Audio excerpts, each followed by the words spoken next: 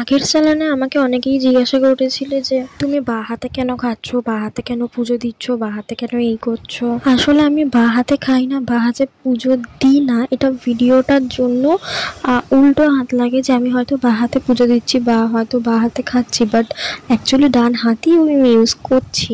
ওটা ভিডিওটার জন্য ওরকম লাগে। আগের জিমেলটা আমি ভুলবশত ডিলিট করে দেওয়ার জন্য আমার চ্যানেলটাও উড়ে যায়, যেহেতু ওটা জিমেল দিয়ে খোলা হয় ইউটিউব চ্যানেল, ওই জন্য আমি জিমেল ডিলিট করার ফলে চ্যানেলও ডিলিট হয়ে গেছিলো। আমি সেটা জানতাম না, আমারই মিস্টেক ছিল সেটা।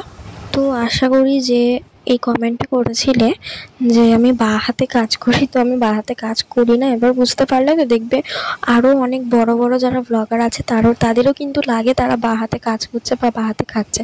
অ্যাকচুয়ালি সেটা নয়, ওটা ক্যামেরার জন্য ওরকম দেখতে লাগে, কেন সেটা বলতে পারবো না, বাট এটাই কারণ। তো আজকের ভিডিওটা আমি পুজো দিতে দিতে আমি তোমার অ্যান্সারটা দিলাম।